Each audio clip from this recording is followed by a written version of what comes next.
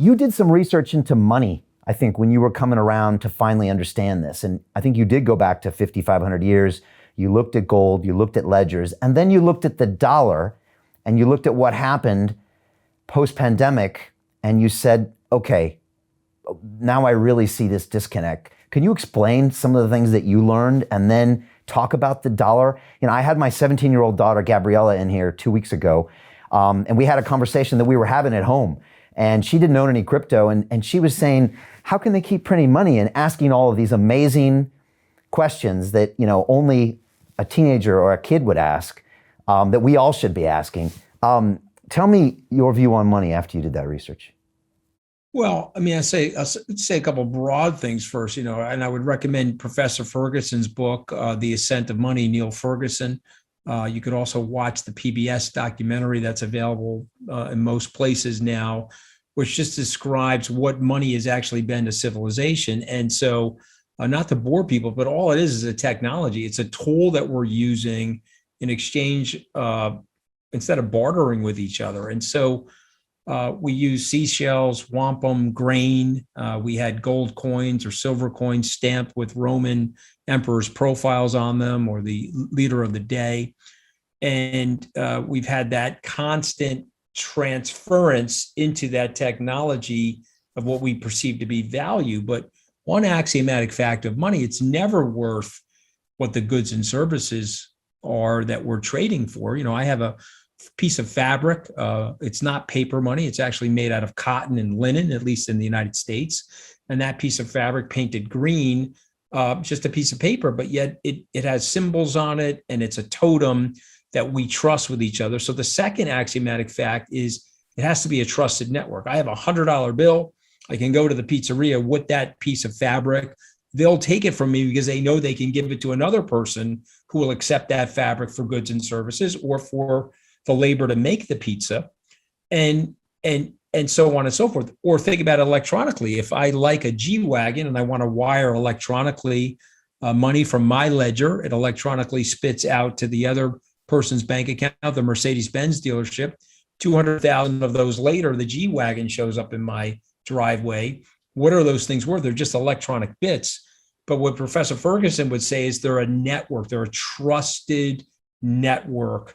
And we trust it, and it's been based on and backed by the government, and so therefore we trust it. And so what has happened, unfortunately, throughout history is that the money gets corrupted because what governments have a tendency to do is they have a tendency to create more volume of it, and the volume will actually solve short-term solutions, or the volume will actually induce more exports. You know, you may remember from your 11th grade European history course on mercantilism. You know, if you're lowering your currency or devaluing your currency, you can send exports through the roof. And so John Maynard Keynes in 1944, when they sat at Bretton Woods and they were resetting the currency table and they were resetting the idea of global trade, Professor Keynes actually wanted a single currency. All the other industrial nations pushed back, but his point was a single currency will keep us all honest. We won't be able to manipulate our respective currencies, and it'll help global trade, but more importantly, it'll help middle and lower middle income people. Because you said that the bank is a part of our life, but you know what's also become part of our life, Brian, is the central bank. Anybody that owns dollar-denominated assets or pound-denominated assets has been taxed by their neighborly central banker because they've produced so much more money over the last 13 years. Let's just go over the last year. In the United States, the M2 supply of money, the supply of dollars, has increased 37% since April of 2020. In the first 5 months of 2021, we electronically created $469 billion. So we have more money in the system now sloshing around in the system. So whether you like it or not, you got taxed. Because if you have $10,000 in your bank account, well, it only has $9,200 worth of purchasing power today relative to what it had a year ago. And so we have to understand that, and that's stealing our time, that's stealing our energy. Now, if we own assets, we're well protected. You know, Calvin Klein, the fashion designer, bought his Hamptons real estate waterfront property for $3.6 million in 1987. He sold it last month for 85 million fiat dollars. And so we crushed that currency. And so what happened to us is we had very good wages, aspirational living standards for America's middle class and the middle class in Western civilization.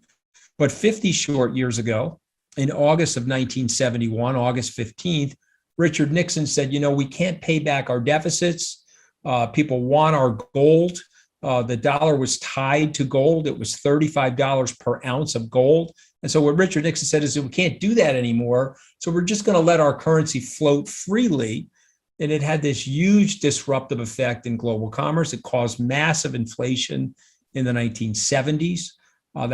Inflation was subsequently tamed by our Federal Reserve and emerging technologies that brought down prices, but it corrupted the money.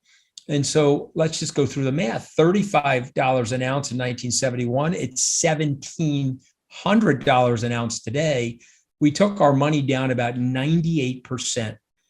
So to put it in real world terms, 2 American dollars has the purchasing power of 100 American dollars today. And that is damaging. It's damaging to the middle class. It's damaging to the lower middle class. It may help us in the short term, but it has very long-term deleterious side effects. And so in comes Satoshi Nakamoto, or the group known as Satoshi Nakamoto. We started this process aggressively in the 2008 financial crisis. He said, well, listen, if we're going to corrupt the money like this, we have to use our technology to create money that can actually offer a standard for the world or some type of stability to long-term value. And he basically said, if you understand what I'm saying, then you'll recognize that we can create this ledger through mathematical properties.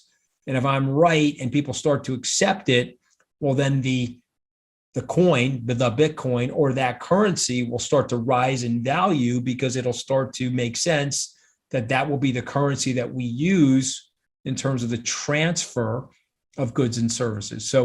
So listen, if you looked at it in 2009, so okay, that's hard to believe. It's worthless. It's just an electronic cryptograph. If you looked at it in 2014, you say, whoa, people are adopting it. They're starting to recognize that it could be real. And then, of course, last year when it got to 100 million users, I turned to my team and said, that's escape velocity for me. Now, the good news for everybody listening, we are still early. The best time to have bought Bitcoin was 11 years ago. The second best time to buy Bitcoin is right now. Okay, so we're incredibly early. We only have a 2.5% saturation in the world. There's about 180 million wallets for Bitcoin today. If Kathy Wood is correct, it'll go to 1 billion wallets by the end of 2025. I believe that's the case. And if that's the case, given the scarcity of Bitcoin, these coins will be worth several $100,000 a coin. And I think it's important for people to have some of them in their portfolio. Now, of course, if I'm 100% wrong, I tell clients, let's have a small piece. If I'm right, you're going to be well rewarded. And if I'm wrong, it won't be enough to hurt you.